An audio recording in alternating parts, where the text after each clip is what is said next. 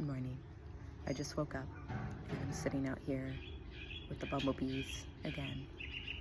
And I just wanted to read something that I wrote last night. Last night I was sitting and eating dinner and really feeling into all the feelings that have been coming up since I decided to close the studio. And I've been feeling all the feelings, all the emotions, good, bad, everything in between. And what specifically came up for me last night was the feeling of leaving something. And leaving something when it still brings you joy. You know, most of my life, I have been really, really good at change and taking leaps of faith. But mainly because I was motivated by pain. Like, pain was a clear sign that I was out of alignment. And so I never questioned it. Well, this is like the first really big leap I've decided to take that wasn't because of pain, but rather because of a bigger vision. And that's different. And when you haven't done that very often, and so you don't have as much proof of it working out, it's a lot scarier. I think it's actually easier to be motivated by pain because it's discomfort. Like, you move away from discomfort. I'm essentially moving towards discomfort, but because of a larger vision. And I've done it before in smaller ways, but this one's big. And I think part of why it's big is because it's physically large, and internally too.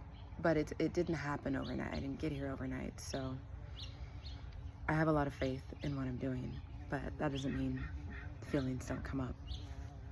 So anyways, I wanted to read the story I wrote last night. When you're leaving something that's still bearing fruit because your next dream has been calling out for you, others will try and convince you to stay, tell you the fable of not chasing grass that's greener that way. It was never about striving for greener pastures from lack. The stories that you sowed just became too heavy for the pack on your back. Years spent farming land built on the foundation of your peers' desires, all while your soul craved to set it all on fire. Leaves still green, years of fruit the future will have seen, but beneath the earth that held these large trees lay roots slowly rotting, begging to be free. Some dreams are so large you can't see the end. If you can't see the end, then how are you supposed to begin? One step at a time you must travel in blind, for if you could see, you'd never take the leap. What we know is born of the past, while the unknown stretches ahead so far and so vast. Only you have been given the specific keys to unlock what you've dreamed, what you've already seen. Your family and friends may try and stop you, to save the person they love, what they know to be true. But your past cannot come along for this ride. You must alchemize and take the opportunity to redefine. Dreams that are big require us to grow in, to dive deep into the past, to liquefy and to fast. Stories no longer bound, words just floating around. This is where the true magic begins. From this primordial soup, transformation spins. New wings grown in the dark depths of your oceans, wet and fragile but ready for new motion. As you sit in the fire you set to your past life, these new wings will harden and then dry. The cavern that once spread between you and your dreams, now asking you to believe and take the great leap. To trust that the new roots that you've sown are now only anchored to your true soul.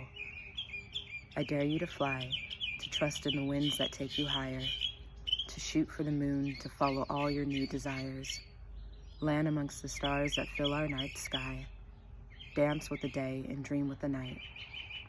To live is to die and never really understand why. If you knew you would die, how would you spend your time? You know, doing this death doula work is so beautifully aligned with this huge transformation of my life. And brings me back to the question that I've always been brought back to growing up, was we all know we're gonna die, right? So why do we live any moment like we're not? Why do we live any moment like that's not a possibility tomorrow? And if we did that, how different would our world look?